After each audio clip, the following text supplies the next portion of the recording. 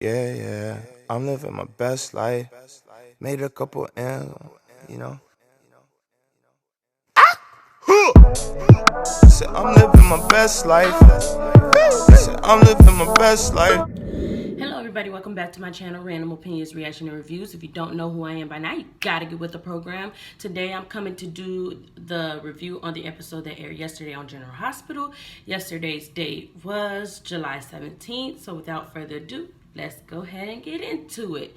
So we open up with scenes today between Jocelyn and Dev. And Jocelyn is staring at her compass, and Dev walks in from outside into the kitchen. And he wants to know why isn't she looking at the compass on her phone? And Jocelyn is like, oh, Oscar gave it to me. So he's like, oh, and proceeds to walk out. And so then Jocelyn gets up, kind of looking for an argument, looking for a fight, and is like, look, don't tiptoe around me like I can't handle what you say. And Dev is like, look here, if I say something, you go in on me, and when I don't say something, you go on me too. Which one is it? And as they're getting into a verbal altercation, Cardi walks in and she's like, is everything fine? She pretty much runs interference, and then Jocelyn apologizes to Dev. And she's like, you know what? I don't want to be that girl. I don't want to be that girl that people feel like they have to tiptoe around. Or they feel like, you know, they don't know which way I'm rocking today. Either I'm going to be happy or I'm going to be sad. I'm going to go in on them or I'm not going to go in on them. And Cardi's like, look here, this is your house. You have every bit of right to express how you feel, express your opinion. And they get to talking about Dev, and Jocelyn wants to know how Cardi feels about Dev. And Cardi tells her, Dev is a nice person. He's here because he saved Sonny's life, and I'm grateful to him for that. But at the same time, this is the wrong time for us to have him here. You know, we have so much chaos with you losing Oscar, me having a baby, Mike having Alzheimer's, you know, and they're still currently trying to get over the loss of Morgan, even though he's been gone for some years now. She asks Jocelyn, how do you feel? And Jocelyn is like, Mom, you know, he's been okay. Like, really, we barely see each other, but when we do, I always have something negative to say just because she's not in the right headspace, you know. And Cardi's like, I just want you to know, since this is your house, you do have that right to speak up. If you ever feel uncomfortable, if you ever feel like Dev being around is too much, let me know, and we'll think of something out. I love this moment between mother and daughter. Beautiful. You know, beautiful when Cardi is not meddling in everybody's business, but just being, you know, a mom at the right time. I wanted to know, this is my question of the day. Would you guys let a boy who is the same age as your daughter, whether they were in a relationship or not, live in your home? That's a good question. I've known some parents that have done it. Do I agree with it as a 24-year-old mom of a 5-year-old? I don't have to think about that right now. But do I agree with it? Do I see myself doing that in a future anytime soon? No. I never see myself doing that. So I don't know. I kind of want to get you guys' opinion. Let me know in the comments below. We have scenes yesterday between Ava and Julian. And Ava is kind of happy. She's kind of relieved, even though her and Kiki didn't really have the moment that she wanted them to have. She was able to communicate with Kiki. So that's a start. She wants to tell Julian. So she goes into Charlie's pub. She's like, Julian, I need an apology because it worked. And as soon as she's opening up her mouth to Julian, who shows up? Sonny. And Sonny's like, what were you thinking telling our 4-year-old daughter that Kiki had a message for her? And Ava's like, oh, Kiki wanted her to say hi to her. I thought it was a good idea. And Sonny was like, now she's wondering why her brother hasn't said anything to her. She's missing her brother and her sister. You can't do that. You know, in my own words, but in Sonny's words, it was a lot more worse. Like, the way he treats Ava is just, Sonny, just learn how to talk to Ava.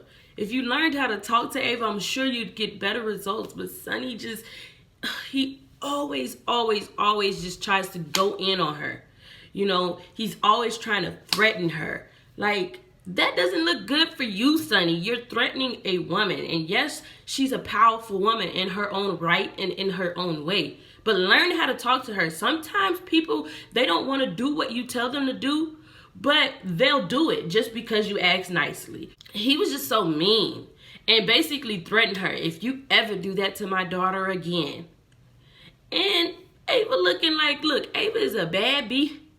I ain't even got to say the word. You already know. She ain't going. She don't care what Sonny has to say. But at the same time, me, from my perspective, she was completely wrong.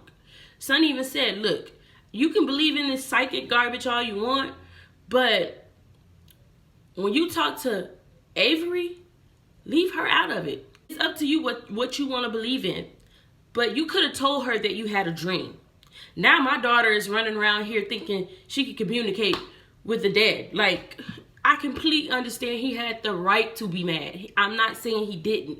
He just could have told Ava nicely. That's all I'm saying.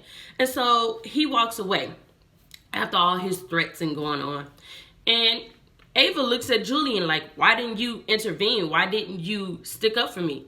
And Julian's like, look, I hate to say it, but the guy is right.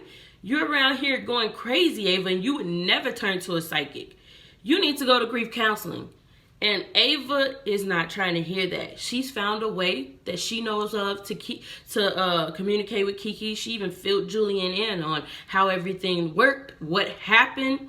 And she knows, she believes that Kiki reached out to her, you know, and that Kiki is still mad at her. And if she keeps trying to communicate with Kiki, eventually Kiki will forgive her. She can rest in peace and have closure, you know, for the both of them.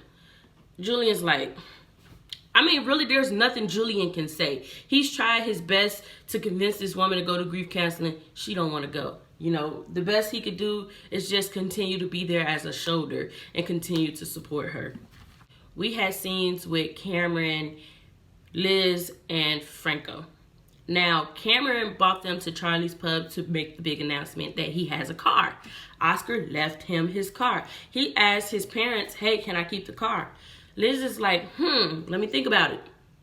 Cameron's like, Mom, before you even say anything, I know that we don't have enough parking permits because Franco has the parking permit to the street. You have the parking permit to the garage. Basically, he came to them with all his cars in a row, letting them know what he will do, and just let him keep the car.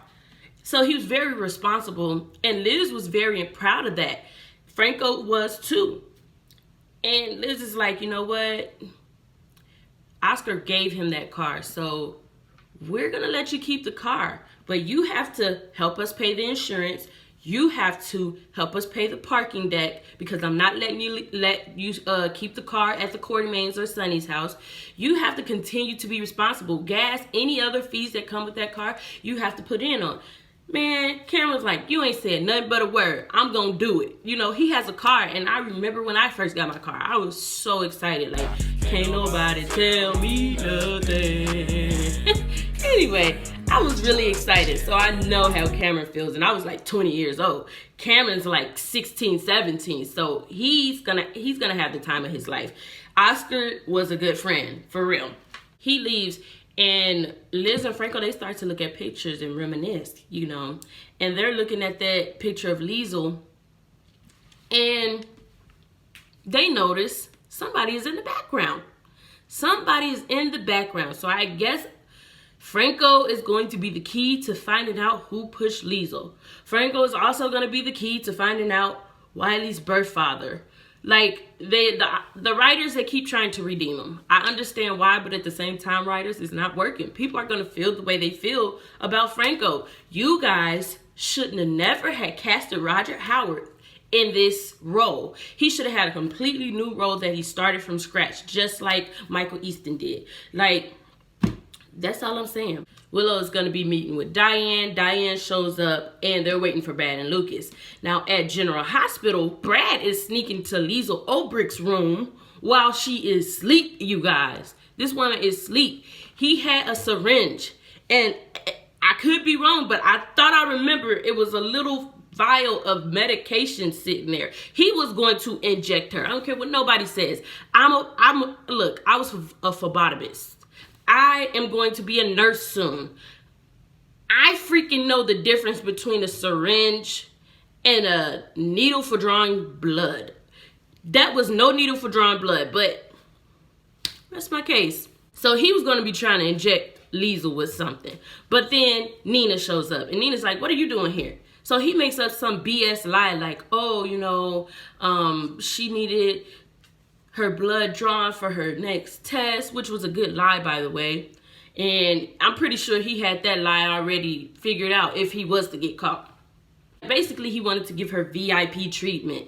And Nina's like, really, you didn't have to do that. You run a whole lab. You could have sent a rookie. You could have sent anybody. But the fact that you came to do it yourself, okay. And so then Lucas shows up, and Lucas is like, hey, Brad, we have an emergency meeting with Diane and Alexis. Come on, let's go. And so they leave. Now, Liesl is trying to figure out who pushed her. She is adamant Hayden pushed her. And Nina's like, so you think that Hayden can come from out of town, visit her sister, and do God knows what, and then push you? And Liesl's like, yes. She's like, Aunt, that might be you, but it's not Hayden. So Liesl's like, well, if Hayden didn't do it, who could have? I don't know why Liesl isn't putting two and two together. Like, hey, look at all the people that you have secrets on. Any one of them could have heard you say that you had these secrets when you was drunk. Franco already told you was drunk and rambling. Anyone could have heard you. Why aren't you putting two together like, hey, it could have been this person, it could have been this person. All of a sudden, you just choose one person that hasn't been in Port Charles for years. Like, come on now. Liesl, you're smarter than that. I don't know if the writers are trying to dumb you down a little bit. Come on now. Girl, you got this. Figure it out. So she asks Nina to grab her tablet. Nina grabs her tablet because she was looking to see if her new, story that she wrote was posted, and it wasn't. They removed her story or put her story somewhere else so that they could run another story on Shiloh. And it was talking about how Shiloh, was the leader of a sex cult and all kinds of stuff. All I'm thinking of is R. Kelly. Whatever. Nina starts to read up, and then she finds out that Shiloh and Willow were in a custody battle with a baby that nobody has seen, pretty much. And she's like, you know what? I think I told this. So she starts to feel bad.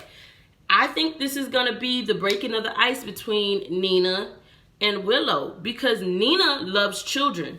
And remember, she was mad at Willow because Willow gave her child up. And Nina was never able to raise her child. So she always has an automatic sympathy for mothers and children. So I think this is going to break the ice. If it doesn't for Willow, it's definitely going to break it for Nina. And she's going to try to soften up to Willow again, because she knows that Willow in the end was trying to protect that mystery baby.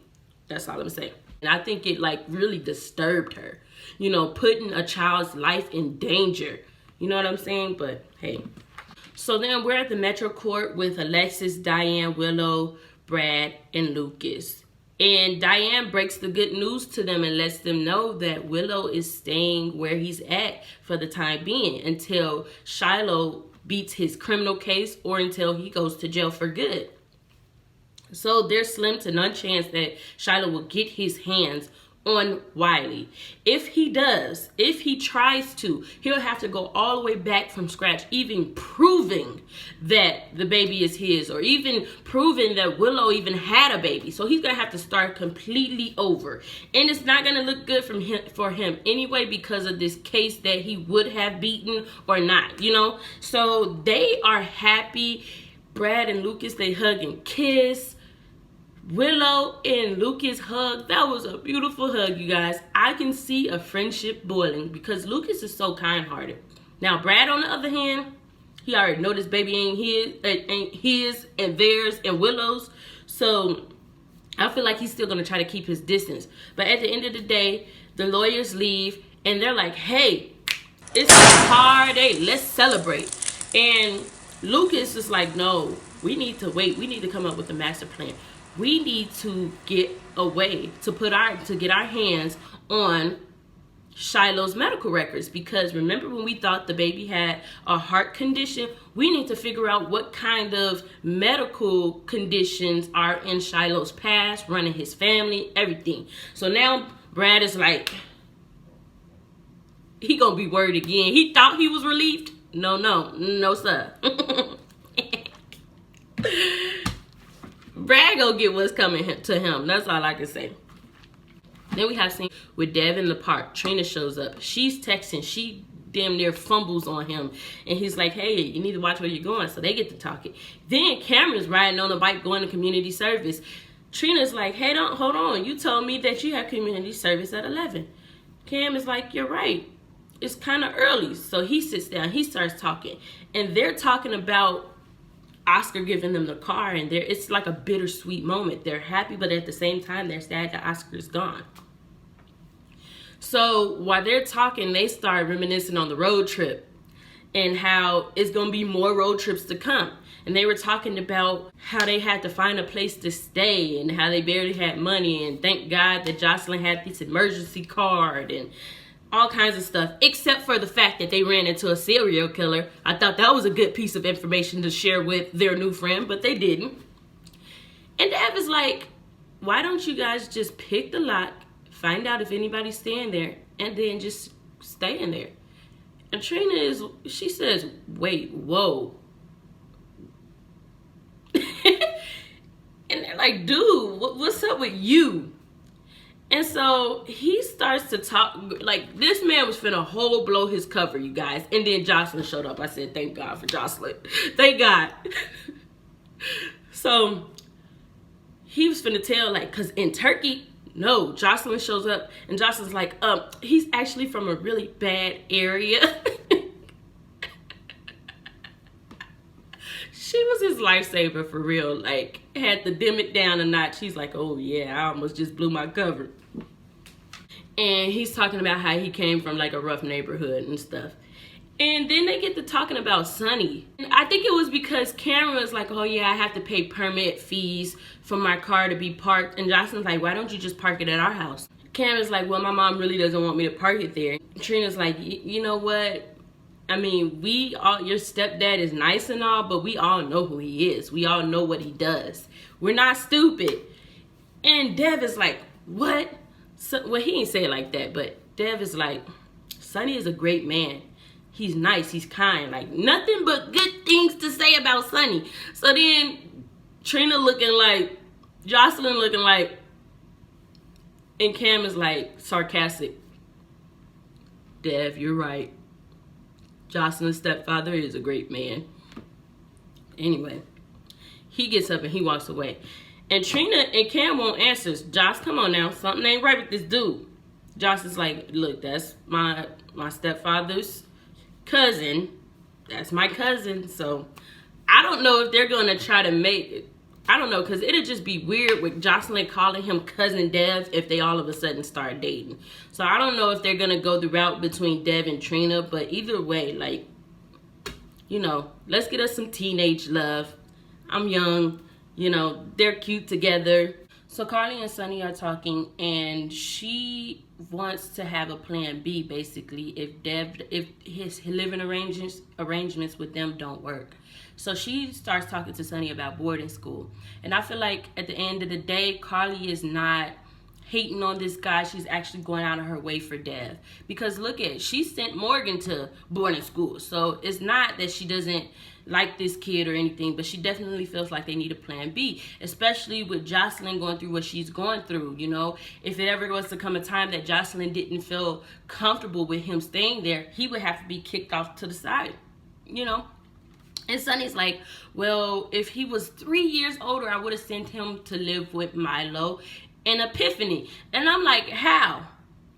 Milo, yes, but Epiphany ain't going. Epiphany is a smart woman. She's not finna listen to you saying, oh, that's my cousin. No, Epiphany is so intuitive, it wouldn't fly. So that lie wouldn't work. You'd have to tell her the truth, and I doubt she'd aid in the bed or even put herself in legal hot water for you and Dev. Like, but okay. I could see if he had said Max and Diane, because Diane, sometimes she do, you know. No, this man said Milo and Epiphany. Epiphany is not going. I'm sorry.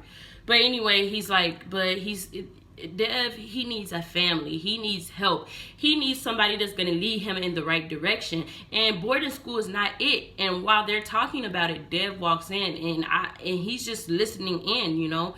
And Sonny is just going to bat for this kid. Like, you know, he reminds me of myself. I just want to see him prevail. I want to see him do right. I want him to feel comfortable with us as his family. And Dev just smiles. Sonny even makes a remark like, no, look, if we sent Dev to boarding school, 1, he would not stay, and 2, he would be running the boarding school. And Dev chuckles, you know, but they decide for Dev to stay with them. And, you know, I know that made Dev feel warm. Like right now, I don't feel like this kid is, you know, some spy or a bad person. I really legitly feels like he likes Sonny. So it'd be interesting to see where they go from here with this storyline, because it is something new. We see a fresh face. You know, a lot of people don't like seeing fresh faces in Port Charles, but I'm here for it. You know, I'm down. We got a lot of the vets coming back. There's a rumor that freaking Tyler Christopher is coming back. I am stoked, you guys. Like that. Remember when I said it was a couple people that I wanted to come back? And I think I forgot to even mention him, but in my soul, I wanted to mention him. Maybe I did mention him. I'm gonna have to watch my video back. But I am so stoked. If Tyler Christopher comes back, that's the cherry on the freaking cupcake for me. Like, I can't wait. That's all I'm gonna say. You guys, let me know how you felt about today's episode. If there's anything you would change. Do you agree with most of the things that happened? Are you excited about this rumor? Like, I'm ready for Tyler Christopher to come back. Let me know how you feel about him coming back. And then there's a rumor that Drew Kane is leaving. I'm really not happy about that. My J Sam family, all of them are like, yes, he's gone. And I'm just like, I could care less, but it's not like a hate thing with Billy Miller. Like, I really thought he added some things to General Hospital. Now, my thing is, the reason why I feel this way, because you guys, I'm going to have to tell you the story of how I fell in love with J Sam. That's going to be for another video. I think that'll make up for another video, how I fell in love with J Sam. And it has something to do with Billy Miller. That's why I feel like I don't hate this guy that much. So I will actually hit you guys up with that video. And let me know, like I said, comment below. Like, comment, and subscribe. And I will see you guys later. Bye. I finally made my mind, know that I can't go back broke. They saying that my time up, my back against the ropes. I hustle, got my grind.